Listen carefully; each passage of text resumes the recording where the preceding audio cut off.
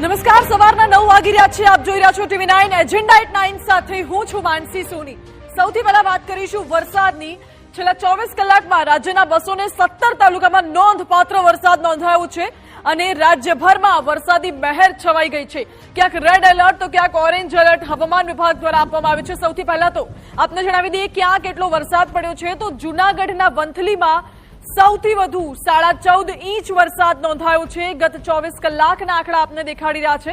આ તરફ વિસાવદરમાં 13.5 ઇંચ વરસાદ ખાબક્યો, જ્યારે જૂનાગઢ શહેરમાં 12 ઇંચ વરસાદ અને કેશોદમાં 10 ઇંચ. આ તરફ બારડોલીમાં 9.5 ઇંચ વરસાદ ખાબક્યો છે.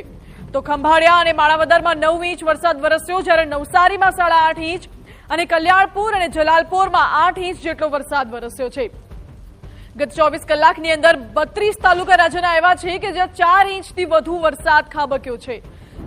રાજ્યના 217 તાલુકામાં નોંધપાત્ર વરસાદ નોંધાયો છે. મહત્વનું છે કે સવારના 2 કલાકમાં 109 તાલુકામાં વરસાદ વરસ્યો. જી હા, બનાસકાંઠાના સુઈગામમાં 2 ઇંચ વરસાદ વરસ્યો છે. વહેલી સવારથી અત્યાર સુધી 2 કલાકના સમયગાળામાં સુઈગામમાં 2 ઇંચ વરસાદ, સુરતના ઓલપાડમાં 1.5 ઇંચ વરસાદ, તો સાવરકુંડલા, ડોલવણ અને ચીખલીમાં 1 ઇંચ વરસાદ ખાબક્યો. વાલોદ અને વાપીમાં 0.5 ઇંચ વરસાદ નોંધાયો છે.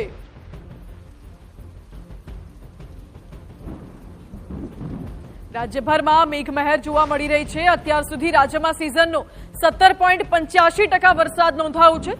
સૌરાષ્ટ્રમાં સિઝનનો સૌથી વધુ 28.82% વરસાદ, જ્યારે કચ્છમાં સિઝનનો 25.12% વરસાદ વરસી ચૂક્યો છે.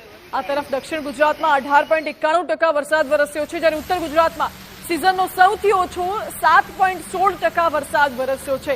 એટલે સિઝનનો સૌથી ઓછો વરસાદ ઉત્તર ગુજરાતમાં નોંધાયો છે. હજુ પણ રાજ્યના કેટલાક જિલ્લાઓમાં વરસાદની ઘટ સેવાઈ રહી છે, પરંતુ આગામી સમયમાં સારો વરસાદ આવે તેવી આશા પણ છે.